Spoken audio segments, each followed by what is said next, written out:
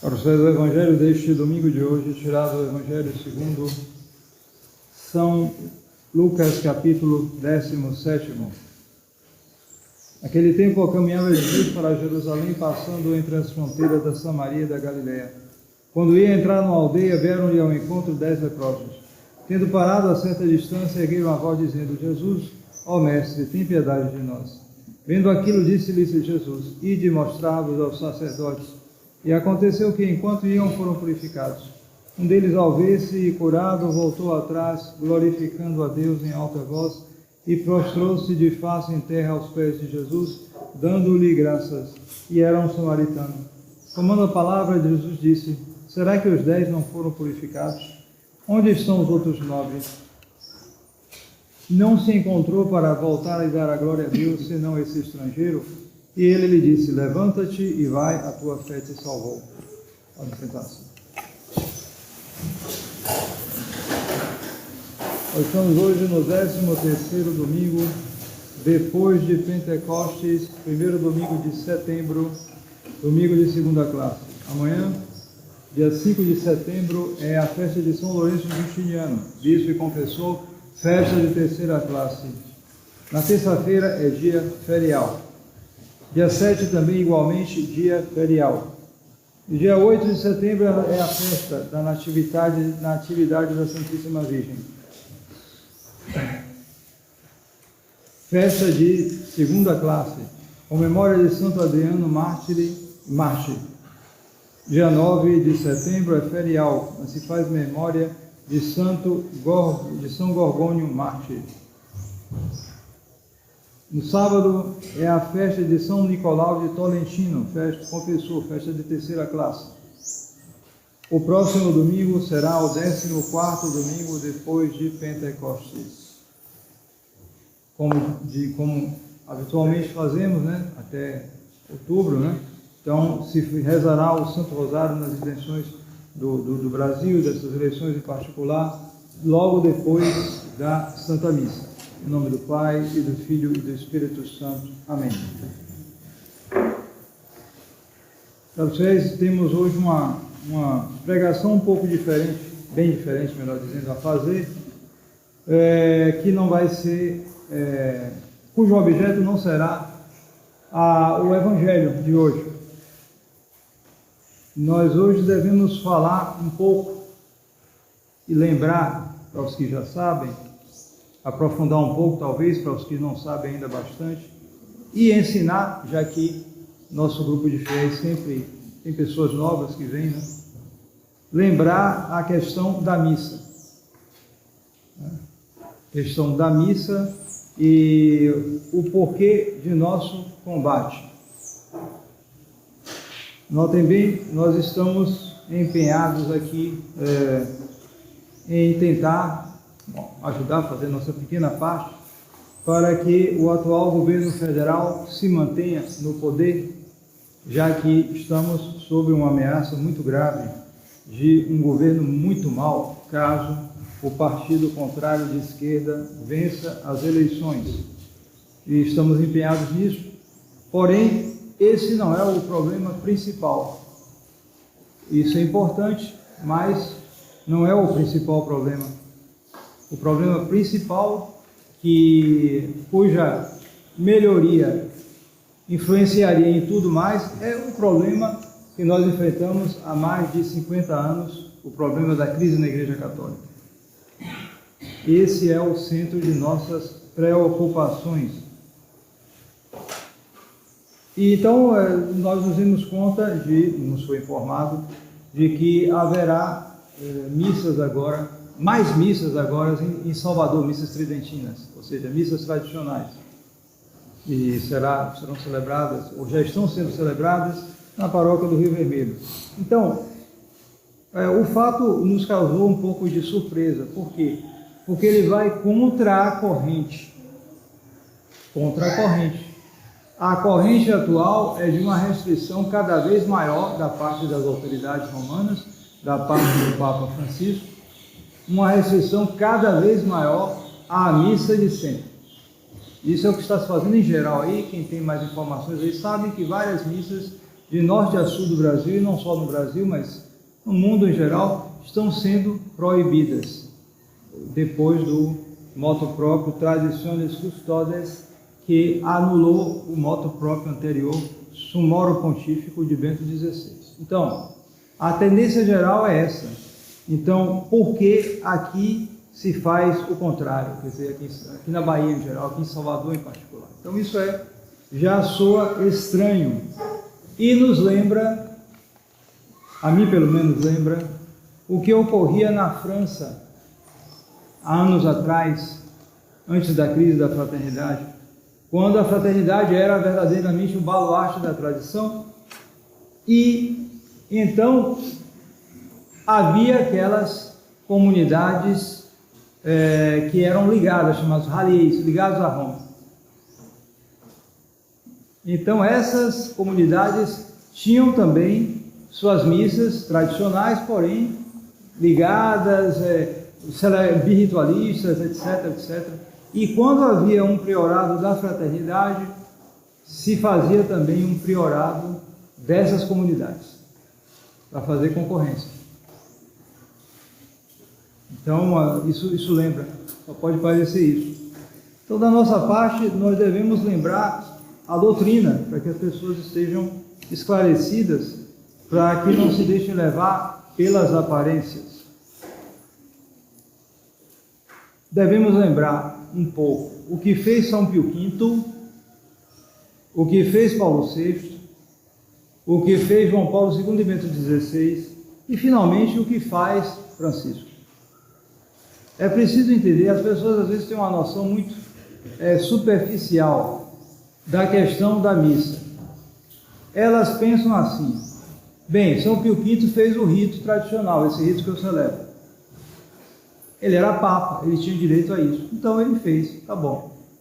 Paulo VI também era papa, ele tinha direito de fazer também o rito dele, e aí ele fez o rito dele, a missa nova, pronto. Não é assim. É verdade que tanto São Pio V como Paulo VI foram papas, porém o que São Pio V fez foi bem diferente do que Paulo VI fez.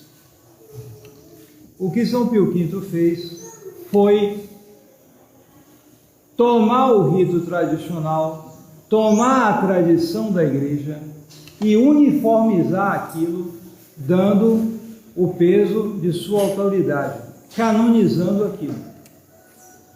Porque a missa que eu celebro, a missa tradicional, a missa de sempre, ela é chamada era chamada também o rito de São Damaso e de São Gregório, porque as linhas fundamentais dessa missa, ou seja, o cânon, a parte que se diz em segredo, né, da consagração, tudo isso, já tinha seus pontos fundamentais delineados desde o século IV.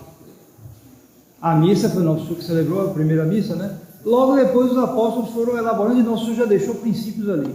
E isso foi se enriquecendo com o tempo. Um enriquecimento progressivo e homogêneo. Mas já no século III, o cânon, essa parte da missa que eu celebro aqui, vou celebrar aqui daqui a pouco, já estava pronto, ou quase pronto, e se tornou completamente inteiro com São Gregório Magno. São Gregório Magno foi Papa do ano 590 ao ano 604. Então vejam a atividade disso. E São Gregório fez o cânon, completou aquilo ali, e até hoje é o mesmíssimo que eu rezo e que todos os padres da tradição rezam. Ora, o que é que aconteceu? Durante a Idade Média isso foi sendo rezado, essa missa. Mas havia aqui e ali algumas diferenças menores de ritos que foram surgindo devido às condições da época.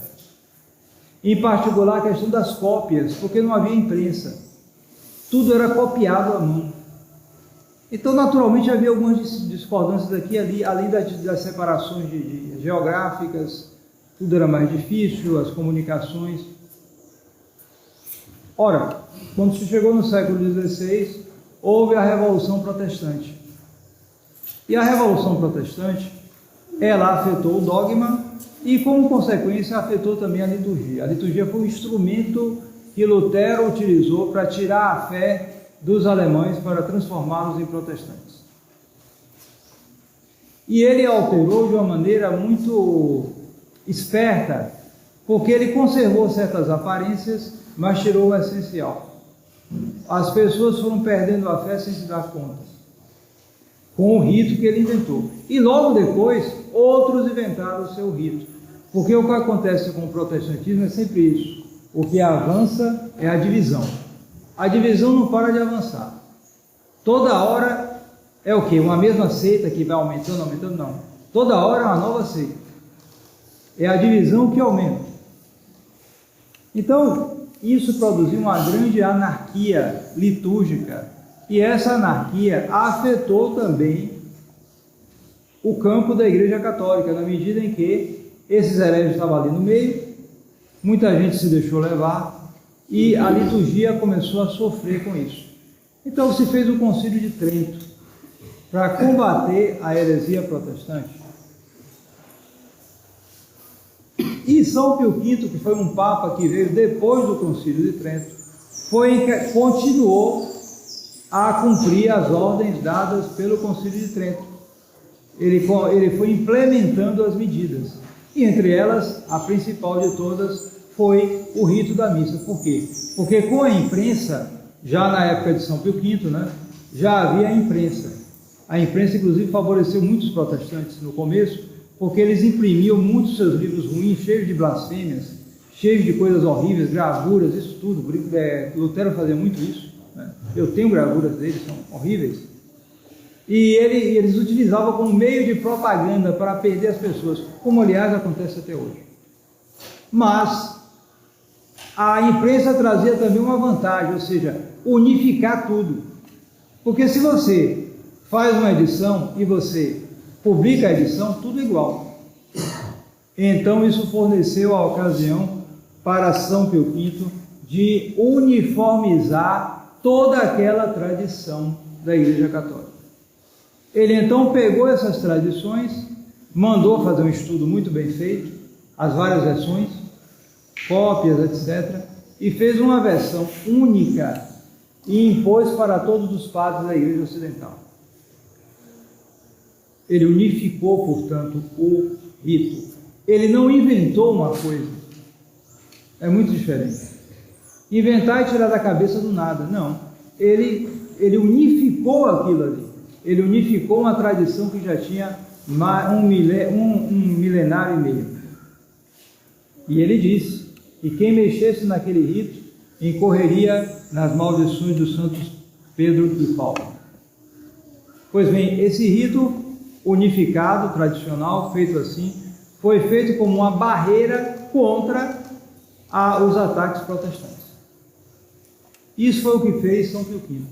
Agora, o que fez Paulo VI? Foi completamente diferente. Ele sim fez uma invenção. E ele fez, pior que isso, fez uma invenção inspirada por um falso ecumenismo. Porque ecumenismo pode ser entendido como pregar a verdadeira fé para o ecúmeno, ou seja, para o mundo inteiro. Isso é um sentido verdadeiro. E já se utilizava nesse sentido mesmo antes do Concílio Vaticano II. Porém, existe o falso ecumenismo, que é o ecumenismo protestante. Como é que nasceu isso? Porque, como eu disse antes, logo no começo do protestantismo houve um estilhaçamento de seitas. Um brigava com o outro. Lutero inventou a heresia dele. Zwinglio, na Suíça, inventou outra. Os dois brigavam terrivelmente. Brigavam em cartas, né? Você tem até hoje as cartas dele. Um acusando o outro, xingando o outro, aquele nível baixo. Briga direto. E depois veio Calvino, inventou também e não parou mais. Então, com esse estilhaçamento, chegou-se a um estado de caos, como quem quebra uma jarra de vidro, né? Quebra tudo, vai aquele caos. Então, eles tentaram pôr um freio a isso, mais ou menos unificar, só que não era como antes. Eles tentaram juntar os cacos. Eles chegaram então e se reuniam e diziam: olha, a gente tem que pelo menos ter alguns princípios em comum. você acha isso, eu acho aquilo, eu leio a Bíblia, acho isso, aquilo. Então a gente tem que ter pelo menos alguns princípios em comum. Então eles começaram a fazer reuniões e chegaram a acordos sobre certos pontos de doutrina. Veja bem, é típico do herege. Ele escolhe. Não é a tradição que vem e você adere. Não, você escolhe isso aqui, não. Virgem Maria não, nós não acreditamos. Mas Jesus Cristo tá bom, eu acredito. Eucaristia não acredito. Ele vai escolhendo, vai passando a peneira. Então eles foram chegando, não todas as seitas, é claro, mas pelo menos algumas foram chegando a um certo consenso. Então a isso se deu o nome de ecumenismo protestante. Só que esse ecumenismo, ele é baseado não na verdade católica, não na tradição, mas no consenso, e no consenso humano. É um espírito democrático. Um consenso humano. Não entra as coisas de Deus. Vocês chegam e fazem um acordo. Não, vamos ver aqui, isso, aquilo, aquilo outro. Pelo menos isso aqui a gente está em comum, vamos seguir. Pronto. Então, esse ecumenismo protestante, baseado no consenso humano, foi o que inspirou o rito da Missa Nova de Paulo VI. Não só porque ele chamou 6 pastores protestantes para fazer, mas porque os próprios colaboradores dele tinham esse espírito. Ou seja, chegar a um denominador comum. Não é receber a fé como tal. A melhor maneira de você converter os hereges, judeus, liberais, comunistas, é você mostrar a fé sem simular. E o rito católico da missa de sempre mostra isso, exprime isso de uma maneira muito clara. No caso da missa nova é o contrário. Você chega a um denominador comum e tenta fazer um rito que não tenha nada ou quase nada que possa incomodar aos protestantes. Então veja que foi um espírito completamente diferente. São duas coisas completamente diferentes. Uma é um rito católico, o outro não é mais um rito católico. Por quê? Porque sendo um rito, embora válido, mas que tinha como base esse falso ecumenismo, ele é um rito equívoco. Ou seja, ele pode significar o dogma católico e pode significar o contrário. Isso é típico da estratégia de todos os hereges. Com isso eu não estou dizendo que todos que fizeram o rito novo eram hereges, não é isso. Porém, é verdade que quando você faz uma coisa, naturalmente os efeitos se seguem. Então o que nós vemos foi isso que Paulo VI fez. Agora, o que fez João Paulo II e Bento XVI? É porque depois que houve isso, houve uma guerra. As conferências episcopais, alguns chegaram a fraudar as traduções, porque Paulo VI não empenhou a autoridade dele naquilo ali, quanto mais que ele fazia isso em cumprimento de um concílio que não era dogmático. Mas os que estavam do lado da Revolução tentaram impor isso de tal modo que o rito, eles perseguiam os padres que continuavam a celebrar a missa de sempre. Mas, como vocês devem saber, houve uma feliz reação. Não só houve padres que continuaram a celebrar o rito tradicional, mas, sobretudo, houve o arcebispo Dom Marcel Lefebvre, que, junto com Dom Castro Maia, continuaram a formar, não só a celebrar, mas a formar sacerdotes. E por isso que eu estou aqui. Porque eu era uma criança no tempo da Missa Nova, quando ela apareceu.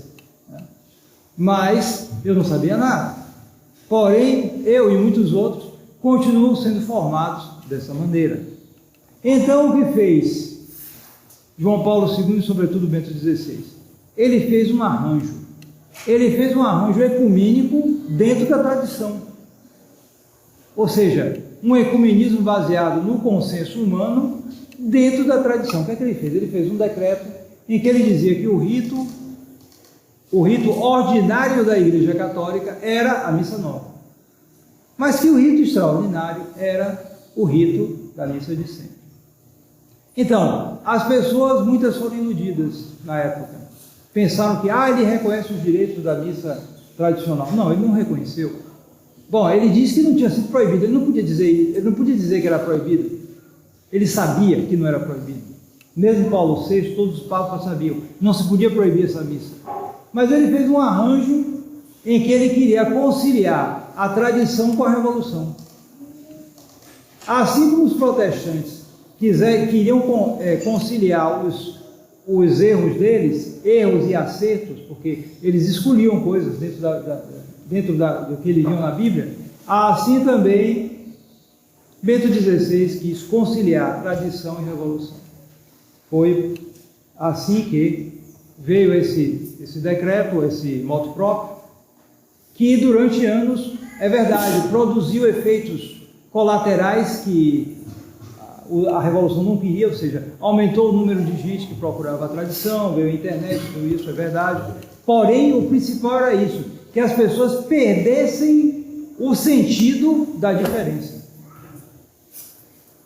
Porque não se trata de dois ritos, que um é o principal e o outro é secundário, ordinário, extraordinário, seja lá como for. Não. O rito da Igreja Católica Ocidental é um só, deve ser um só. Só que o problema é que não é essa missa nova, mas sim a missa de sempre. E então, todo esse período, as pessoas foram se acostumando com o birritualismo. Ou seja, a missa de sempre era uma missa, ela é até mais bonita. Há um padre aí famoso aí nas redes sociais que diz que a missa de São Pio V, ela realmente, exprime melhor o sentido de adoração a Deus. É verdade isso? É verdade. Só que isso é uma coisa secundária. Se você tomar isso em particular, isso pode ser uma causa de enganar muita gente. Não há diferença simplesmente de grau. A diferença de lícito para ilícito. É a missa nova que tem que sumir. E por isso, nós só celebramos a missa tradicional. Não é uma questão de opção de sensibilidade, é uma questão de confissão da fé. Porque um rito litúrgico, ele tem esse aspecto fundamental nele, a confissão da fé católica. E essa confissão, na missa nova, é equívoca. Então, o que fez Francisco? Francisco, ele é o revolucionário lógico.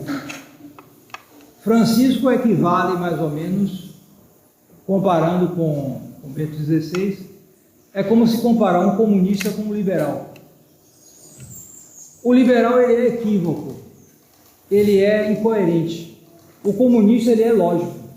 Como a lógica, como o princípio de ambos, os princípios de ambos são princípios maus, evidentemente o comunista vai muito mais longe. Ele é muito pior, ele é muito mais perverso. O liberal fica na incoerência. Ele tem coisas boas, mas tem princípios ruins, então fica aquela confusão. Bento XVI era essa confusão, mas Francisco não. Francisco vai fundo nas consequências. E é impressionante, ele chega e diz, não, mas a Igreja Ocidental tem que ter só um rito. Ele tem razão. Só que ele vai na lógica revolucionária dele, quer somente a missa nova. Porque ele constatou, eles viram que os efeitos colaterais já estavam muito grandes, né? As missas tridentinas tinham se multiplicado, embora com gente com mentalidade liberal, muitas vezes, mas já tinham se multiplicado. Então ele fechou o portão de novo. Então, o que nós devemos fazer diante de tudo isso? É isso, é evitar o ecumenismo dentro da tradição. Porque essas missas que foram liberadas há anos atrás e que depois foram proibidas, mas que aqui na Bahia, curiosamente, estão sendo liberadas, elas fazem parte, tanto a liberação como a proibição, de uma mesma intenção, atacar a tradição. Só que os métodos são diferentes. Pode ser o método liberal, entre aspas, ou o método comunista, entre aspas. O método liberal é permitir, mas de uma maneira incoerente. Você permite, mas o sacerdote celebra a missa tradicional, depois celebra a missa nova. Bom, então está tudo bom, sem novidade. Se a missa nova é boa, eu celebro amanhã a missa nova. Eu sempre digo isso nos lugares que eu vou. Não tem porquê. Para começar, se a missa nova é boa, ela é tradicional. De onde vem a bondade da missa? Da tradição, só pode ser isso. Toda a doutrina católica vem pela tradição. Se eu não celebro, é porque ela não é boa. E se não é boa, não deve ser celebrada. Mas é isso. Então, temos que combater esse ecumenismo dentro da tradição. Eles conseguiram criar o supermercado das religiões, Assis, o supermercado dentro da igreja, que é os neocatecumenais, teologia da libertação, carismáticos, sei lá o que, você escolhe o produto, e agora dentro da tradição, com essa multiplicidade de missas desse, daquele. É preciso ter em vista que nossa luta não é uma luta por uma reserva florestal, porque foi isso que João Paulo II e Bento XVI fizeram. Criaram uma reserva florestal, mas para colocar o quê? Tupis, guaranis, mapuches, incas, não, para colocar Instituto do Bom Pastor, Fraternidade São Pedro, Instituto Cristo Rei, e assim por diante. Uma espécie de reserva florestal, em que você está ali protegido, tem o seu documento de legalidade, seu certificado de vacina, né, entre aspas, e está tudo bem com você, e você fala mal do outro, que é cismático, que é isso aqui. Nós não lutamos por uma reserva florestal, nós lutamos pelo catolicismo. E nessa luta é preciso entender, a questão da Santa Missa, ela é central, mas ela não é única. Há todo um aspecto muito mais amplo, que inclui, sobretudo, a retidão doutrinária. Então, temos em mente isso. Os motivos da nossa luta. Não é por sensibilidade, não é porque é bonito, não é porque tem cânticos bonitos, não é porque não tem muita zoada. Tudo isso é verdade, mas não é o principal. O motivo da nossa luta pela missa tradicional é porque nela está a confissão da fé católica. E essa confissão da fé católica tem que ser muito cuidadosamente mantida, cuidada, evitando as misturas de qualquer tipo. Em nome do Pai, e do Filho, e do Espírito Santo. Amém.